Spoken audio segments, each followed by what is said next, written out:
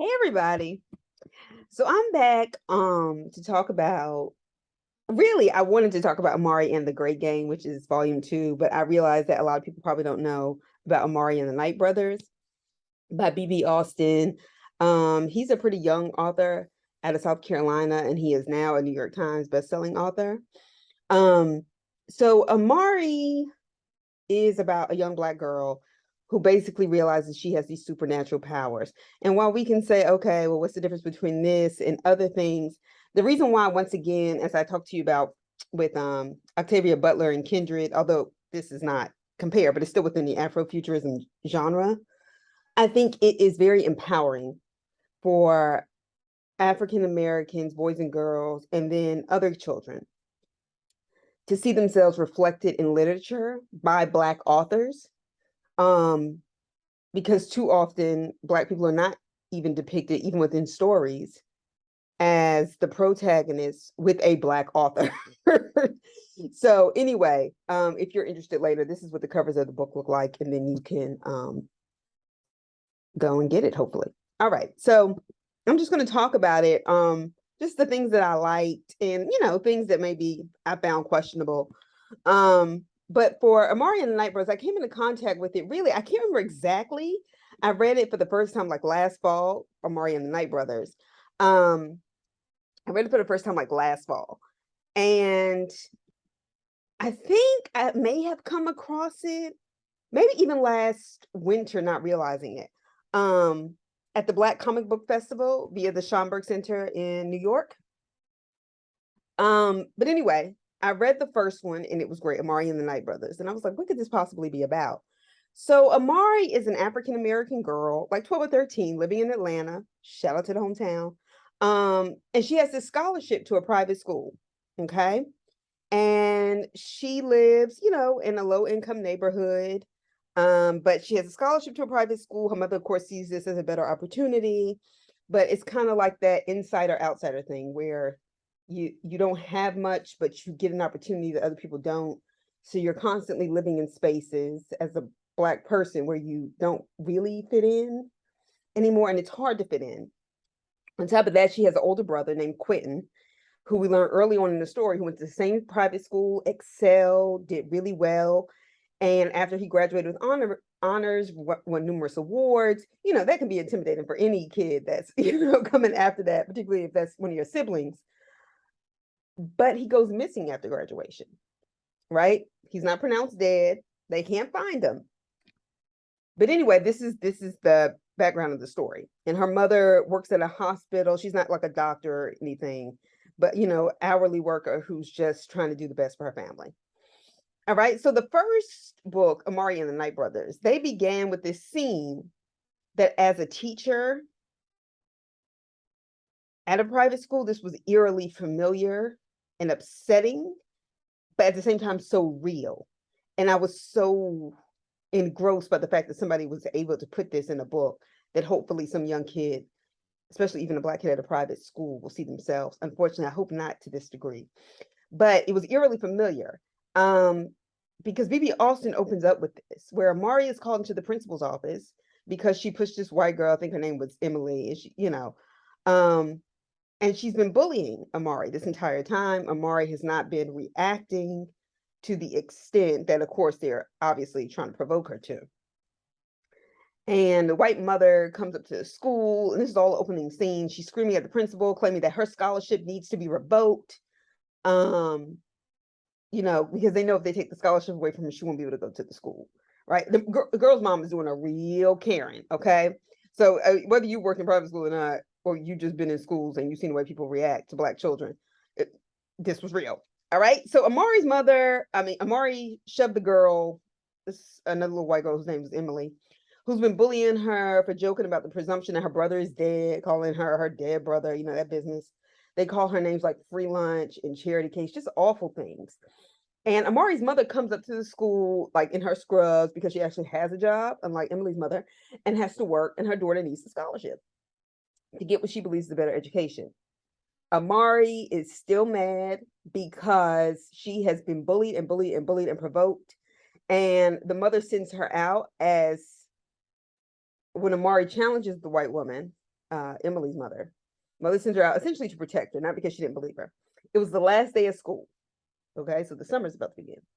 So Amari either really couldn't be suspended or wasn't suspended, but her scholarship is lost. So her mother chastises her on the way back home, claiming she shouldn't be pushing people even if she knows they deserve it.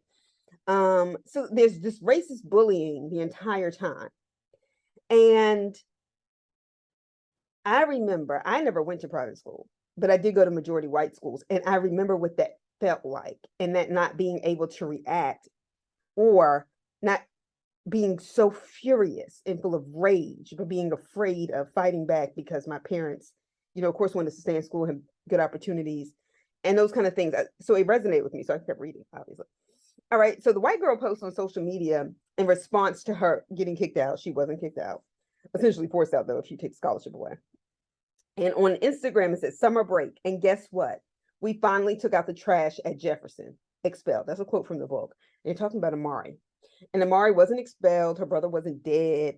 But she did lose her scholarship. And that anger with the white privileges and the excuses that they get versus that Black children experience in schools, I just identified with greatly. And it's rare.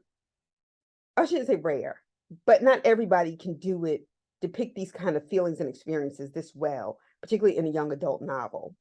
And I like anything that allows Black kids to experience themselves at the center. So anyway, Amari's mom takes her laptop as punishment. Amari comes into a delivery of some strange baggage the next day. And it's from somebody in the supernatural world. And she's like, what the hell, whatever. Anyway, she ends up at this special camp that's at this hotel in downtown Atlanta that apparently nobody knows is used for these supernatural. Okay, but her mom was just like, okay, well, great, you got an opportunity for the summer. Her same brother had did the same supernatural camp, but she, of course, doesn't know that she has 2 kids who possess supernatural powers. I know it sounds different, but I'm telling you, just stay with me. So Amari goes through the orientation where people are assessed based on their powers.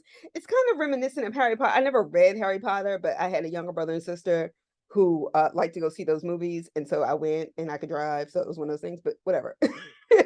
So I remember some of it. It's a little reminiscent of Harry Potter when they did the houses, but not quite. So Amari goes through the orientation where people are assessed based on their powers to figure out what department of the supernatural world she'll end up in and do work in this summer by placing her hand on this crystal ball. Right? So that's what you see when you saw the screen before, when I was showing you the images. Nope, that's not what I meant. Those are my notes.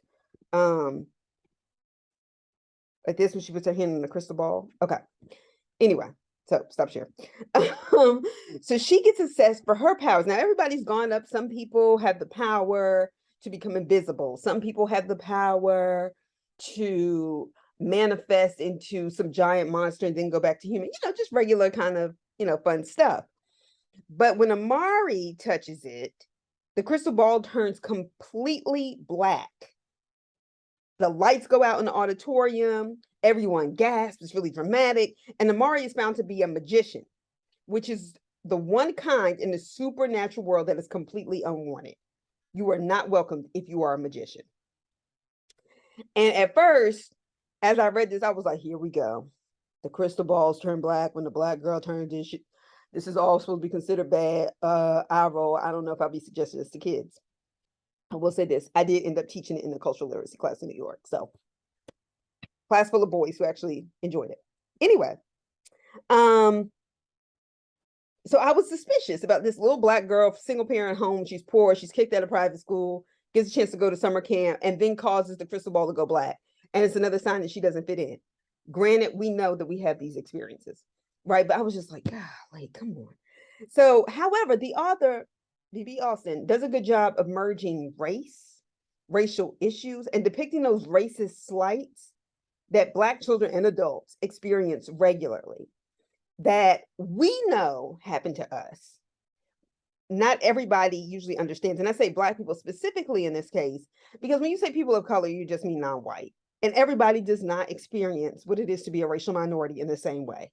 And quite frankly, being the descendants of slaves who people owned is not the same thing as coming to this country and having a different immigration story. So let me put that out there. All right, but he does a good job of emerging racial issues, and depicting those racist slights, once again, that most people may or may not pick up on, but the way he's able to articulate them, the audience that I imagine means the most to him is able to pick up on it. And so this book is about Amari, but it offers this window into racial experiences of Black children and the isolation they experience. And he doesn't shy away from it. It's not like there's so many people of different races in this book. He doesn't shy away from it. And it's also not forced. It's not like, oh, yeah, she has the white blonde hair best friend who's the good white person and pulling her through. It's not like that. And I appreciate that because that takes time. That takes attention. That takes a level of writing skill and thought that is just not common. So the racial dynamics aren't forced, but the racial dynamics are clear. So Amari's a Black girl, who's also a magician. She's assigned to a room with a girl named Elsie. All right, Elsie's a Latina, and she's a dragon. And she has like this snoring problem she can't control. And so she's lost all of her roommates, and she basically really wants Amari to be her friend because she can't make it. All right, but she is adopted by a white wealthy family. So even as her and Amari become very close friends and become best friends, you know, her white mother will do things like not let her go over to Amari's house or pull her away. And so it kind of furthers the isolation. But these are things are very real.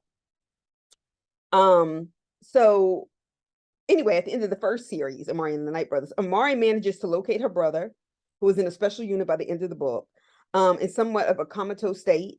For fighting, he was in a duo with Maria Van Helsing, and their nickname is Vanquish. You know, the Van Helsings from like the underworld and stuff like that. And Amari unknowingly used her powers when she kept being in this back and forth, you know, racist dynamic with one of her peers, whose name was Dylan Van Helsing. And they get into a fight, and she accidentally steals his magic. And they describe him in the book. He's blonde, he's blue-eyed, he's a white boy who mistreated her. Him and his sister, Lara, Lara, they both had ganged up on Amari the whole book, and she snatches his power. But the thing is, while they say magicians are unwelcomed, even though Amari didn't know she had that power, that's why she was able to stay in the camp, because they weren't able to prove that she had somehow snuck in under different auspices. Well, Dylan Van Helsing was also a magician, so was Lara Van Helsing.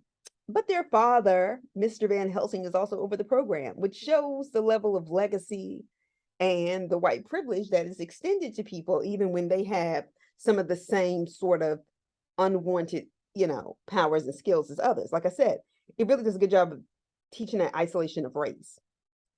All right, but anyway, by the end of the book, they get into a fight. She takes his power. But none of them receive the treatment that Amari received for being a magician. So Amari, not only does she win the fight against Dylan Van Helsing and essentially the Van Helsings for the moment, not only does she go back home, she works on repairing her relationship with her mother, who she knows has sacrificed so much for her. And her mom now knows about Quentin, that he's safe, that's relieving for her.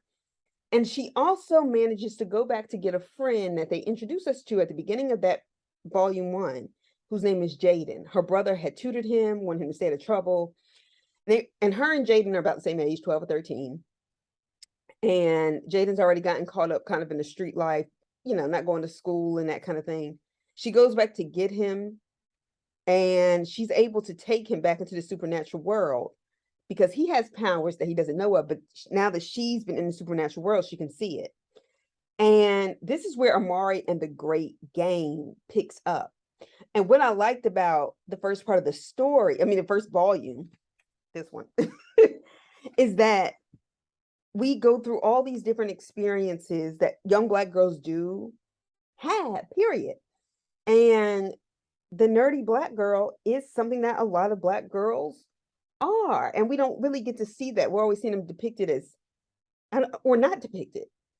And yes, she has feelings. Yes, she has emotions. Yes, she gets angry. She has the right to be that, all those things, because she's human.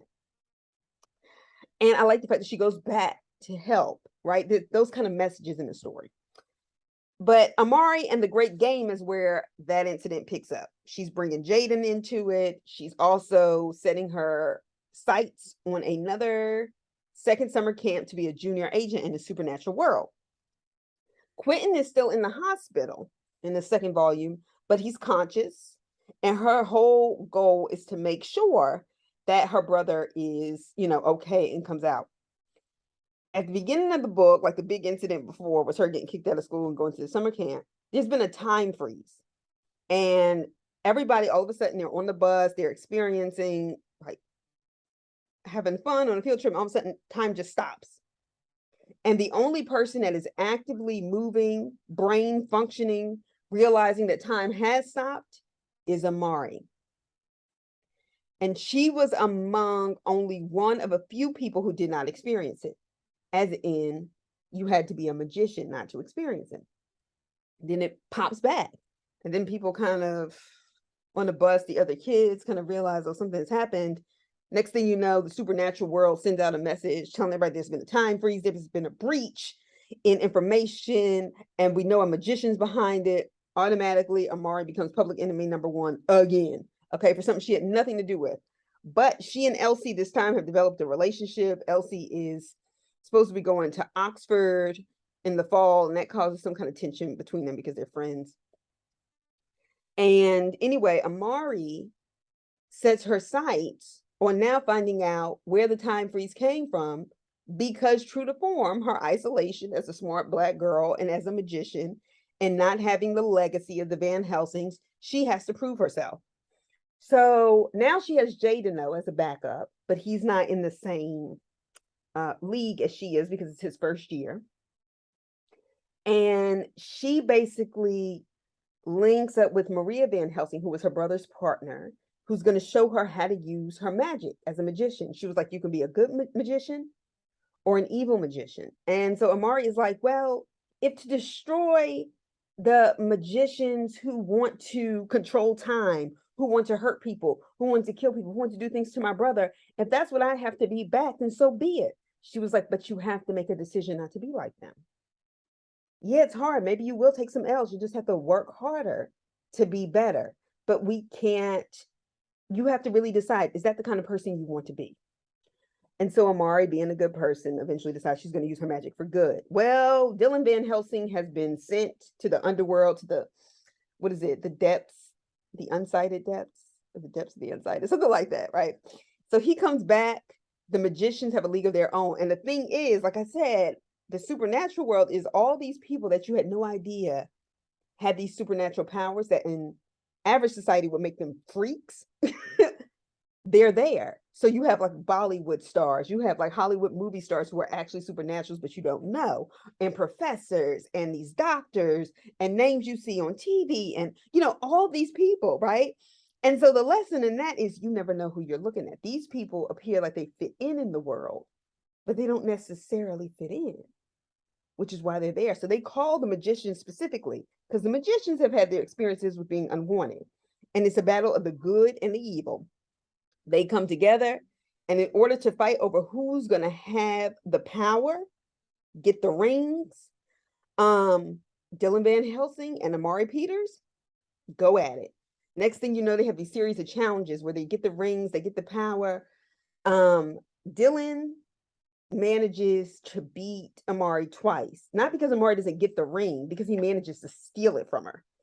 The reason why Amari can't enlist help is because the ring that they were both given is a ring of, it's a vow of silence. It starts burning every time they think to tell anybody about it, because even within the supernatural world, they can't trust anybody with the secret. So literally every time Amari tries to tell Elsie, who's a dragon, of course, she loses her voice completely. But the thing about Elsie, her friend, she has the power to see auras. So she can tell when Amari's lying about something, or when she doesn't feel good, or when she's sad, or when she's scared. And it kind of annoys Amari, but it's still like her best friend. Anyway, Maria Van Helsing, helps her train. The next thing you know, the white people who are in charge find out Maria Van Helsing has been helping Amari Peters, the Black girl, and she's Dylan's sister. They take her away. They lock her up. Amari, by the end, gets into this huge fight again with Dylan. But Dylan wins. She says the light goes out of his eyes, but then it's like the light goes in. And she said all of a sudden she saw that guy that was kind of trying to be her friend at one point, and then he snatches it all back and takes the power. And the book ends with Amari as an individual girl while she lost her power from Dylan. Dylan steals her magic. She gets her brother back alive in the apartment with her family, with her mother. Her friend Elsie is there. Jaden is there. And she's like, but I don't, I don't have my magic. And she says, I have the things that matter. And her brother basically ends the story and says, no, you haven't lost it completely. You have to keep fighting. And so I remember reading it like, oh, I don't like this. I don't like this when the white boy wins over the black girl protagonist and it's supposed to be empowering. And, I've been going back and forth how I feel about it, right? Because there was still a part at the end where they said, no, Dylan did leave a little something. He didn't, he released a curse on your brother. Like, it was kind of like the good white person, the white savior. And I critique that a lot because you don't find the black person who gets to be a black savior. Okay, that's why it's a problem. That's why we need books that are empowering. But I feel like it also may be a lead into the next one, which I will gladly read. But anyway, and even though these are young adult novels, there is something very freeing. And I think, and even to W.B. Du Bois's point during the 1920s, when he wrote, no, I think some things we write must be propaganda because Black children need something to aspire to. They need to be able to read and see themselves and empower themselves. And I think Amari and the Night Brothers, Amari and the Great Game is a great example of that. So I would really encourage people to go out and buy them, even if it's for a cousin, for a friend, and you should read them yourself. I promise you. The same way you had grown people reading Harry Potter books, okay? Trust me, we can make this a thing. And fun fact, through the grapevine, Marcy Martin, that's the little girl from Blackish, who's not like a little girl anymore, but she's supposed to be producing this as a movie. I honestly, when I read this, immediately thought of her as like, I said, they should make this a movie. And in my mind, she was already the little girl playing it. I don't know if she's going to play the role, but as from what I hear, her and Don Cheadle are going to be working to make this a movie. So I'm excited about it. I hope you are too. Another little Black history jam because this is current. And I'll talk to y'all soon. Bye.